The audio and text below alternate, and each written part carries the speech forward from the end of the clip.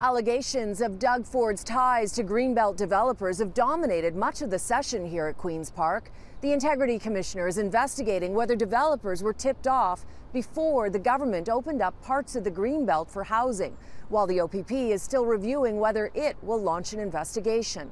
Lost in the conversation, though, is the very land at the center of this debate. We ran on building homes, we're going to build homes, and we're going to build thousands of homes. Their own hand-picked housing affordability task force, but it clearly and explicitly stated that we do not need to open the Greenbelt for development. Said, folks, I'm not going to do it. Folks, I'm not going to carve up the Greenbelt. And what did he do after the election? He carved up the Greenbelt and gave it to his friends. This patch in Pickering is part of the Greenbelt that will be paved over for housing. It's roughly 5,000 acres. But a map doesn't tell the whole story. You really have to see what is at stake firsthand. This is Duffins Rouge Agricultural Preserve. It's on prime farmland. Here's the bird's eye view. It's death by 1,000 cuts.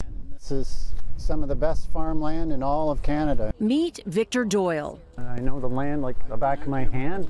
He is the original architect of the Greenbelt, a former provincial planner who led the selection of what land should be set aside to protect the environment from urban sprawl. If we continue to remove 5,000 or 7,000 acres at a time, it's going to impact the Greenbelt. Ontario's Greenbelt is the largest in the world, 2 million acres running through the Golden Horseshoe. There's certain areas that should be Greenbelt that will always preserve.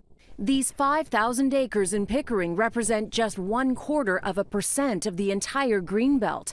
But Doyle insists this is exactly what should be preserved. This is the absolute last place you would want to take land from the Greenbelt. According to Doyle, farming is only part of what the land offers. He says it's also instrumental in supporting and protecting the adjacent Rouge National Park.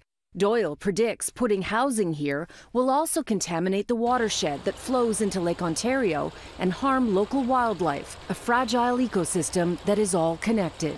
We have more land than we know what to do with here in Ontario. It's a massive, massive region. 5% of Ontario's land mass is suitable for growing food. Don't forget, the Ford government is also promising to build Highway 413, cutting through farmland. 2,000 acres will be paved over.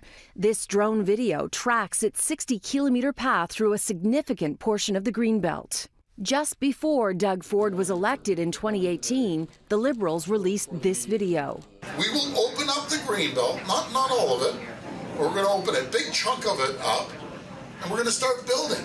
Ford quickly reversed course after public outrage. We won't touch the Greenbelt. But after winning his second majority in 2022, Ford changed course again. At the end of the day, we need more homes. 2 recent studies, both disputed by the government, conclude the Premier can reach, even exceed his goal of building 1.5 million homes by 2031 without touching the Greenbelt. Why then is it necessary to build on the Greenbelt? Let's put this into perspective. Again, this is privately owned home.